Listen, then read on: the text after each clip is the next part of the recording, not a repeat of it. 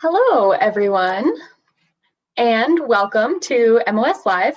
Today we are talking with Museum of Science educators all about dinosaurs. So my name is Megan. I'm an educator at the Museum of Science, and I use the pronoun she, hers, and I'll be the one keeping an eye out for all of your questions today. And thank you to those of you who are on our Facebook watching our stream, but unfortunately we can't see those questions or ask those questions to our educators at this time.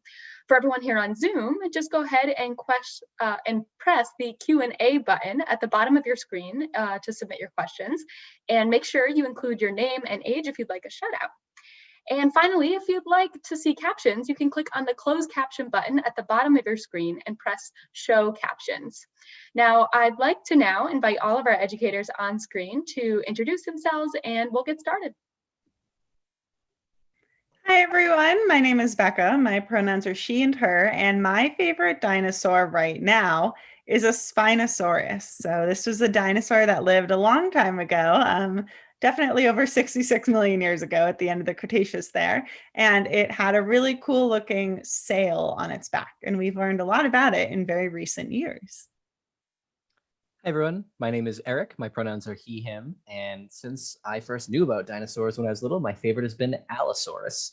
Kind of like a little bit of the smaller version of a T-Rex, but it lived almost 100 years before. It was the top predator in the food chain at its time.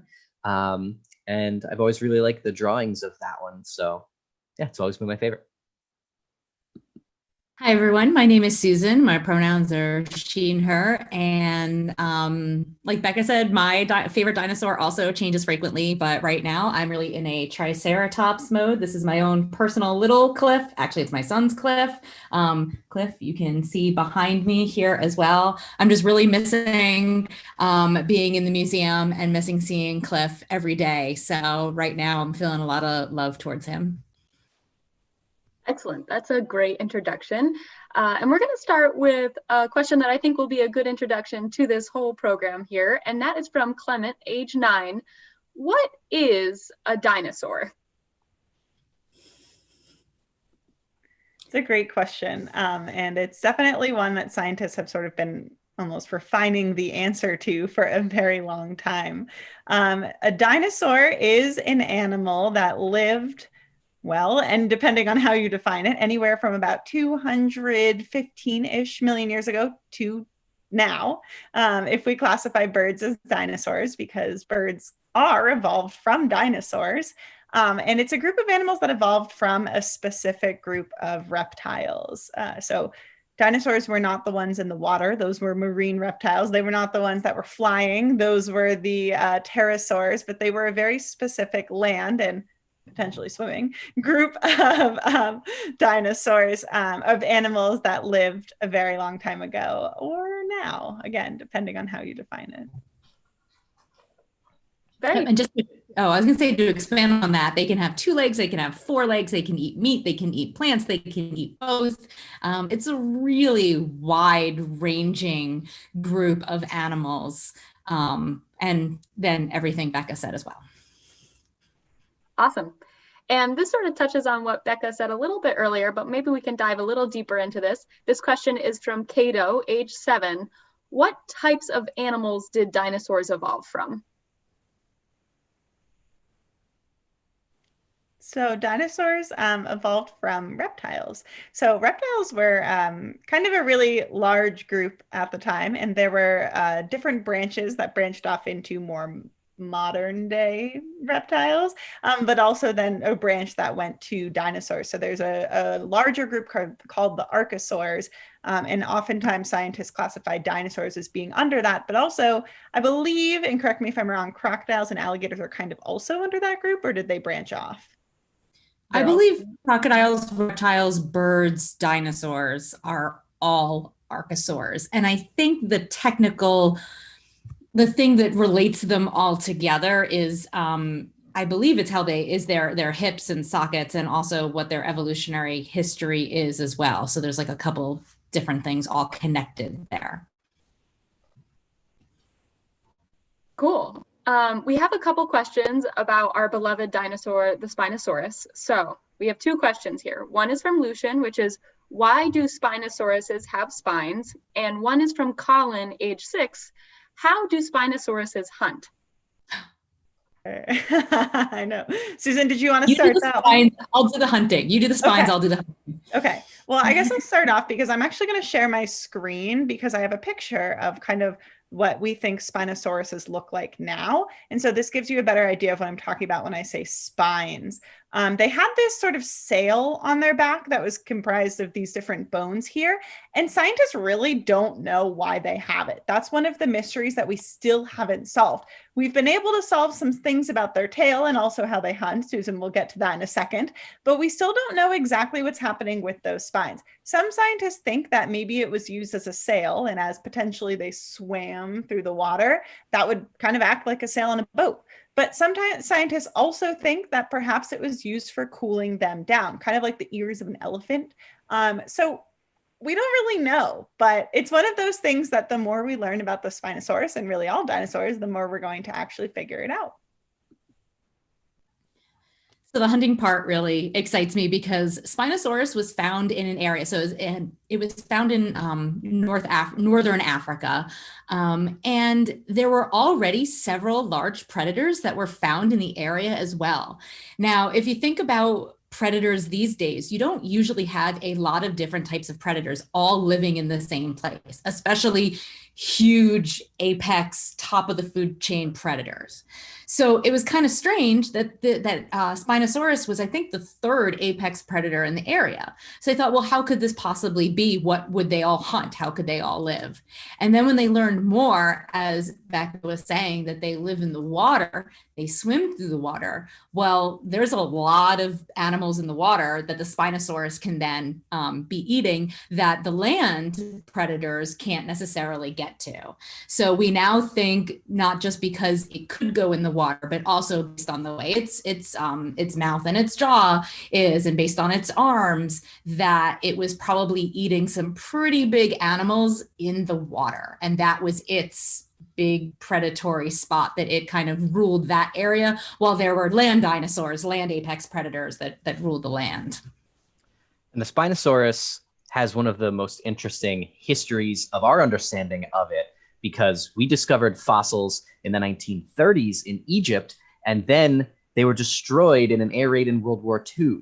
And so for decades, we had to go based on drawings and pictures of these fossils. We didn't really learn anything new about this giant predator. And just in the last couple years, we've unearthed more fossils. And actually earlier this year, the research came out showing us all of these new things, like how the tail worked and that they swam a lot more than we thought. And it was just a really cool case of finally, after decades, finding another good enough specimen that we could figure out more, not all, but a lot more about what Spinosaurus was like.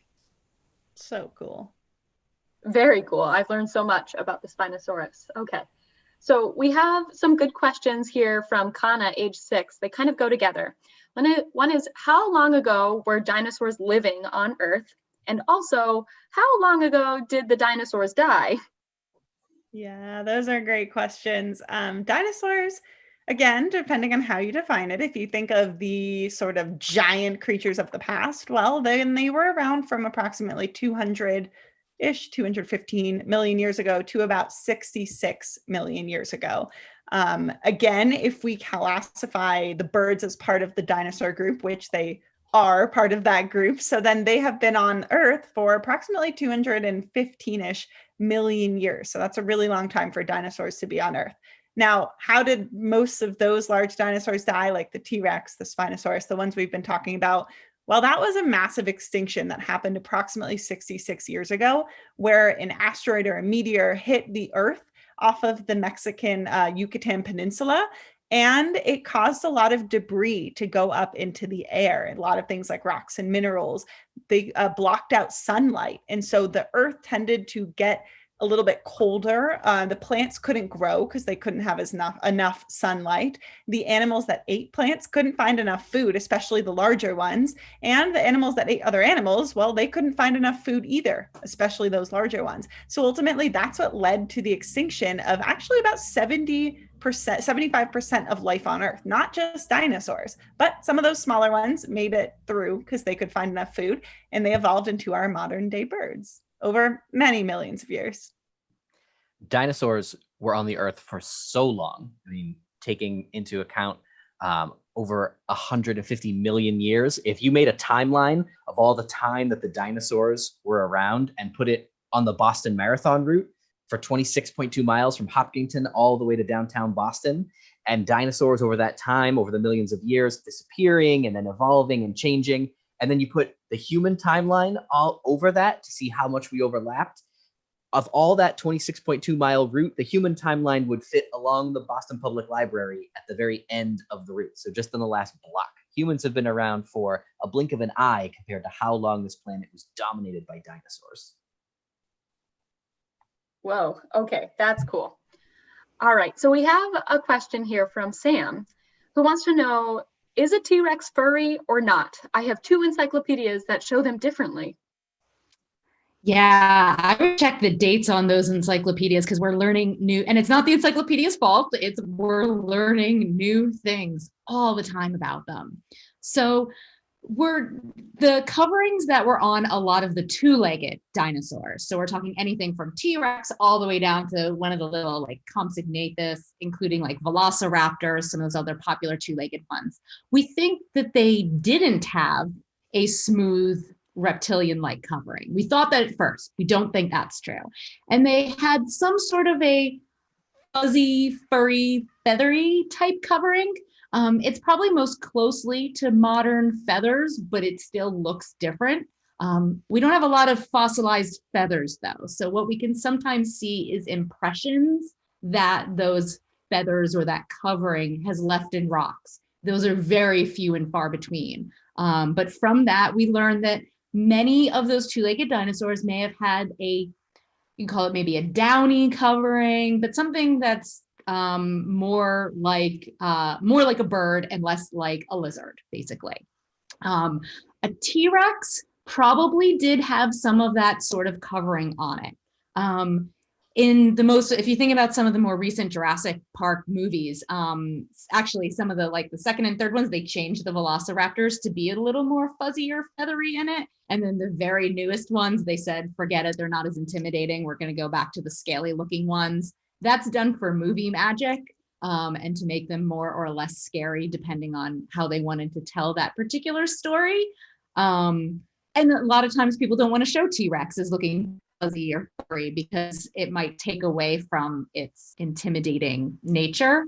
But probably it did have something on it. I don't think we've actually found anything that says that shows T-Rex specifically was covered in that fuzzy or fur, but because of its relationship to other dinosaurs that did have that covering, we think it probably did. Interesting. And I think we have a question here that kind of ties with this of how we really picture what dinosaurs looked like. And this is from Kaylin, age 7. How can you see real pictures of dinosaurs if there was no cameras when they were around? So the answer is we cannot. We have no pictures of dinosaurs. We don't know for sure what any dinosaur looked like. It's all based on some evidence that we have where we can make a pretty good guess about what we think the dinosaurs looked like.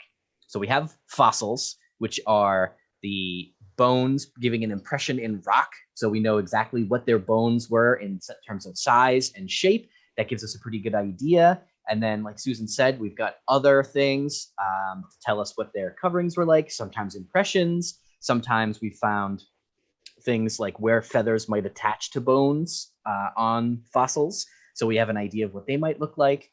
And sometimes we find just really well-preserved fossils that might even have something that's not just a bone turning into a mineral, but something else, maybe some more soft tissue. So we have an idea maybe of color or texture, but we don't have anything close to a picture of what a dinosaur actually looked like, and we probably never will.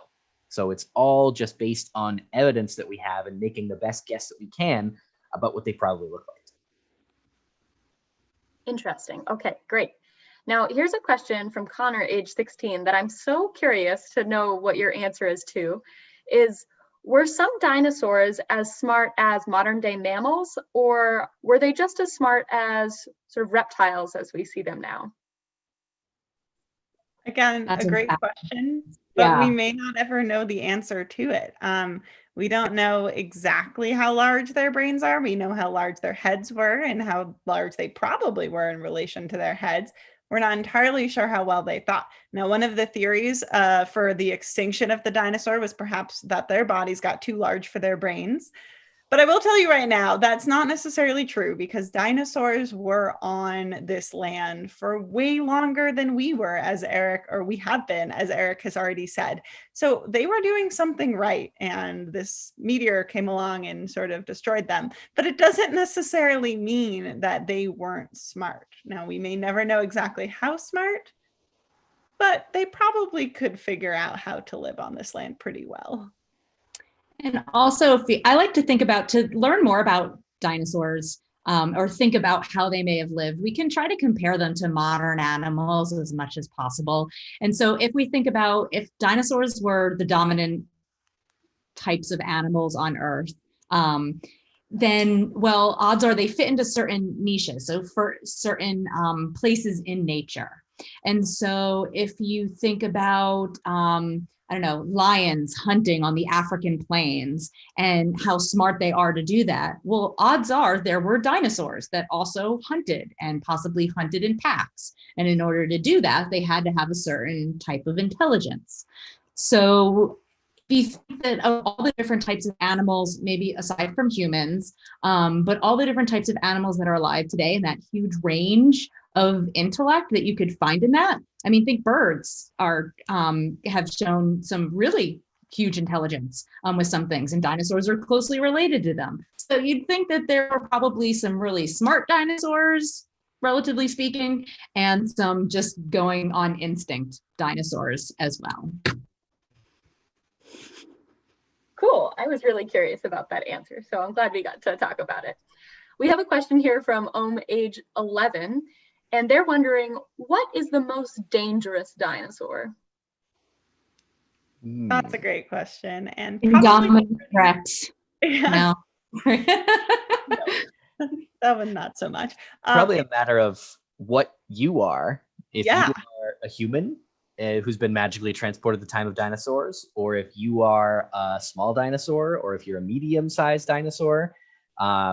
Many dinosaurs were dangerous in terms of being carnivores, eating other dinosaurs. Some dinosaurs were dangerous not for another dinosaur's safety, but for their continued reproduction and the passing on of their genes, because a lot of dinosaurs ate eggs. So that a dinosaur that eats eggs might not be dangerous to another dinosaur, but very dangerous to any eggs it lays. So they have to keep their nest hidden. So if you were magically transported to the time of dinosaurs, it depends on what time too, because all the dinosaurs were only around for a short bit of all that time. But no matter when you go, there's lots of dinosaurs that would probably be pretty dangerous for humans. I mean, things like T-Rex and Allosaurus, the really big carnivores, come to mind. But you also probably wouldn't want to be underfoot with the huge herbivores too, even though they ate plants. If they got spooked, just like any animal today, there's plenty of animals that don't eat humans that can still be dangerous to humans if they feel threatened. So I would say probably anything about our size or bigger. Cool. And so thinking about size too, this question has come up a couple times. Riley was wondering at first, what was the biggest land dinosaur?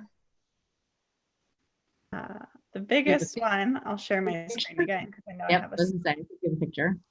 Yeah. Oh, wait, no, I have to pull it up. I do have a picture of a few of the largest of them, and this happens to be one of the potential largest. It definitely was a sauropod, definitely was one of those long-necked dinosaurs. But here we have Argentinosaurus, which is potentially the largest, if not one of the largest of them. It was huge, really.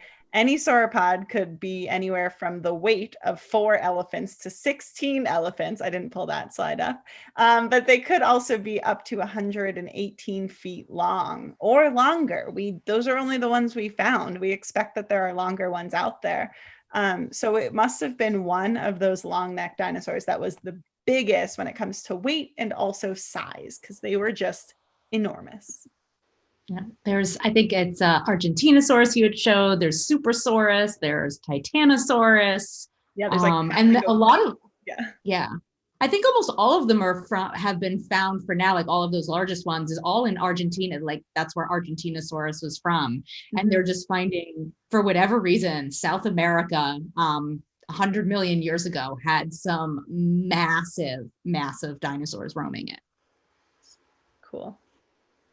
So we talked about the biggest land dinosaur. Do we know what the smallest dinosaur was? Faith Age 9 is wondering. Yeah, sure, it was called. You have it, Eric? Yeah, it was called Oculodentavis. It was a tiny little dinosaur that had feathers and a beak kind of full of sharp little teeth, and we just discovered it. It was about half an inch long. And if you want to say more about it, Becca, I mean, we were so excited when this came out just earlier this year. This new smallest dinosaur was discovered. Yeah, no, you definitely have it. And I heard a little bit of an update that it may be a different type of dinosaur, may not even be a dinosaur after all, but we're still going with it as being a dinosaur. So for now, we're saying it is the smallest one. It was found in amber, which is the easiest way to basically find any super tiny thing. So we may find more dinosaurs that are even smaller than that, but they're very hard to preserve. So unless they're stuck in amber, we probably won't ever see them. That's so small. I didn't know dinosaurs could be that small. That's so fun. Okay. So we just saw a picture, I think, as you were sharing, Becca, of the Stegosaurus, and Miles, age 5, is wondering, did Stegosaurus's plates on their back cool them down, or what else do they do? That's that fits right into the Spinosaurus sales mystery, along even with the Triceratops frill, is we're not totally sure what they did. Cooling them down is one fantastic reason. That's one of the main ones. I'm not sure if they have found, or if they did find, one thing that might confirm or lead to that being probably correct is if they can any trace of blood vessels or anything along there, because it's your blood that keeps your body warm, and they were warm-blooded. And so if there is evidence of blood vessels along those plates, then that would suggest that it was for cooling. It also could have been just for looks. I mean, there's a lot of animals these days that have crazy, weird things on their bodies. Probably not, I don't know, in defense. I mean, that's great armored plating right down their back. That protected them in some cases. So I think those are the three main things it could be. Cooling is definitely a strong possibility. I'm not sure we'll really know. Cool. Sounds like we're always learning more about dinosaurs with each discovery. Sort of on a similar track here, although I will note we're running short on time, but we'll try and fit a couple more questions here in. And this question is from Mahiro, age 11. Were dinosaurs warm-blooded or cold-blooded?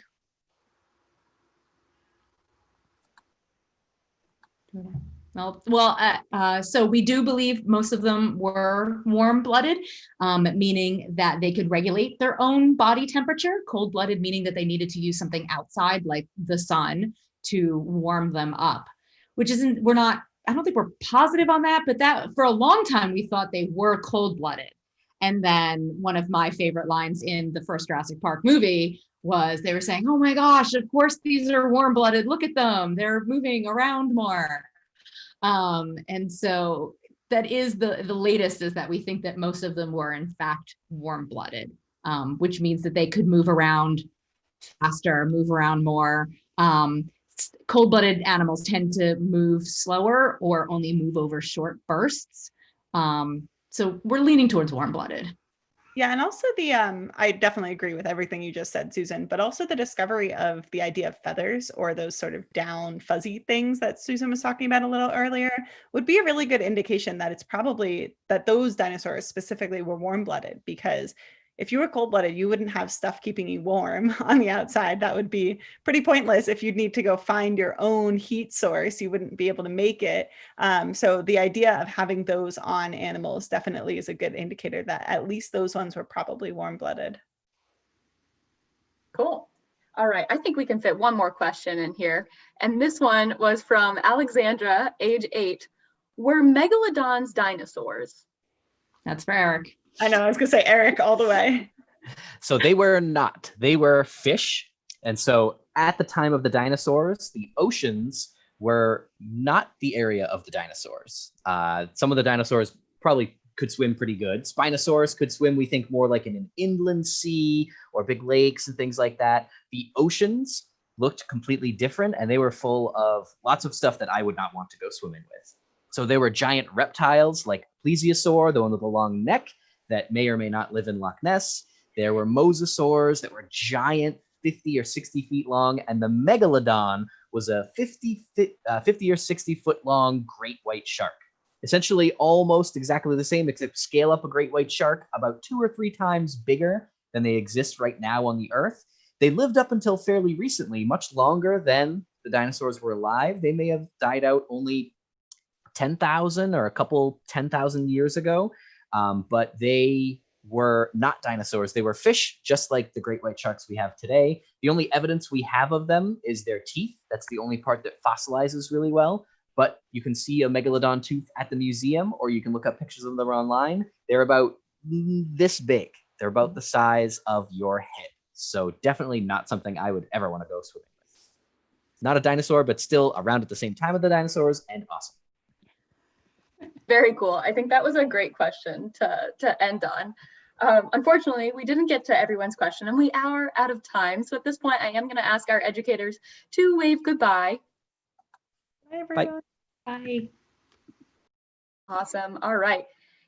So thank you all so much for sharing today. Now, if you'd like to check out more of our programs, please visit our website at mos.org/mosathome, or you can always follow us on social media. And if you enjoyed today's presentation, please visit the website on the screen shortly to support the Museum of Science in our MOS at Home program. Thank you everyone for joining us today. Enjoy the rest of your day, and hopefully we'll see you again next time.